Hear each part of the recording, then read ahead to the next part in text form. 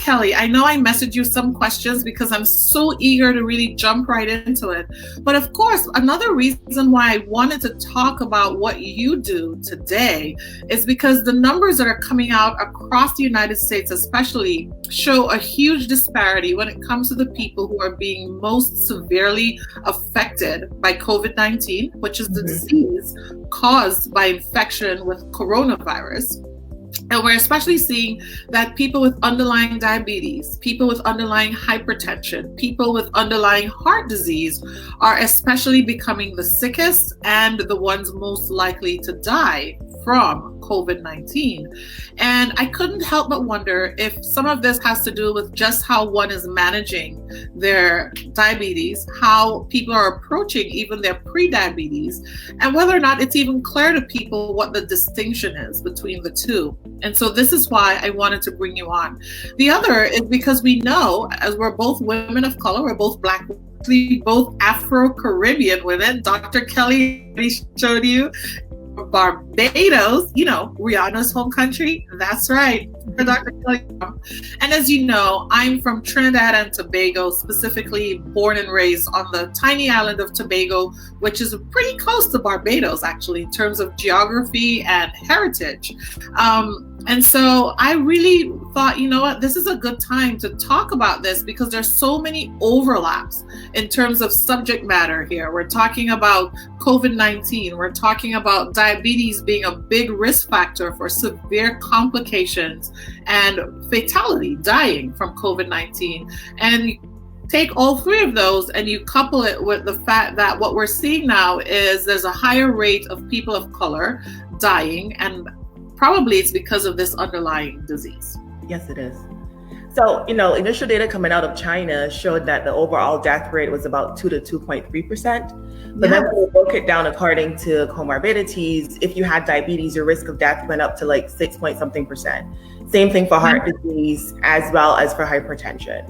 And then even looking closer here in Louisiana, I think I read an article on Monday that said out of the people who died, 66% had hypertension and about 41 or 42% had diabetes. So I'm still seeing patients. I'm doing it, by video or telephone calls, and I'm impressing upon all of my patients with diabetes. Now is the time for you to really take better care of your blood sugars.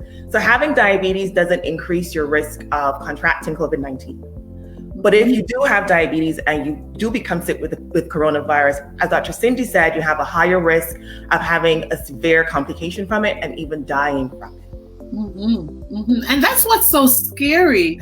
I speak even as someone who has very close family members who are diabetic. So this particular topic hits close to home for me, and I suspect for the vast majority of people in the audience. So just to explain to everybody, first and foremost, what is diabetes? How is it diagnosed? What is diabetes? So diabetes is when you have a disorder with your glucose metabolism. Your body doesn't process sugar well. So our cells use sugar as the main form of energy. And there's a hormone called insulin that's made by the pancreas. And the role of insulin is to get the sugar from your bloodstream into your cells where it's used for energy. Yeah. In patients who have diabetes, there are two main types of diabetes. We'll go over that. But for type 2 diabetes, your body is making insulin, but it's just not working well enough. It's like insulin is trying to turn the key, but it's not working. Yeah. So the sugar can't go into your cells, so it builds up in the bloodstream. Yes. Currently, there are over 30 million Americans who have diabetes. And 1 in 3 Americans, so 88 million Americans, have pre-diabetes. And the majority of those don't even know that they have prediabetes. So you're telling me that between prediabetes and diabetes, 120 plus million people, or 118 plus million people have either prediabetes or diabetes in the United States. That's a third of the population. Yes. That is amazing. guys, this is why we had to have Dr. Kelly on today. And of course, Dr. Kelly, I like to keep an eye toward the Caribbean as well, and our global diaspora. Do you know what the numbers are in the Caribbean, for example? I'm not 100% sure. I know where I'm from in Barbados, it's like the diabetes central of the Caribbean. You know, I did my medical schools there, I did my internship there, and a year in internal medicine there. And we saw lots of different complications, whether it be lower limb amputations, blindness from diabetic retinopathy. So I know this problem is very prevalent in the Caribbean. Yes. And, you know, from one of the studies that I saw from the Pan American Health Organization, this was one of the reports about 3 years ago. And they said that people were diabetics who were in the Caribbean were 6 times more likely to die from their complications of their diabetes compared to people in other parts of the world, showing again that diabetes is really prominent, and also showing that 12 times as likely to have heart disease as people in other countries. And so all very important information to be mindful of.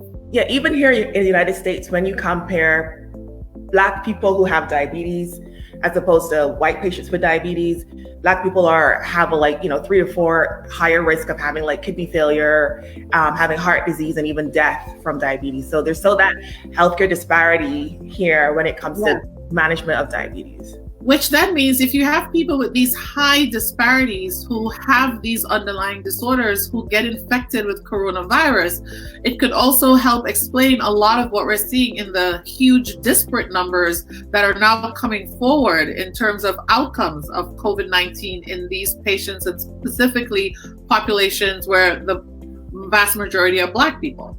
Yes, like I was looking at some data recently, and it showed that Chicago, the population is 30% Black, but 70% of the deaths in Chicago were from, people of color. And why is that? I think it's multifactorial, so many different reasons. Food deserts in the inner city, not having access to healthier options.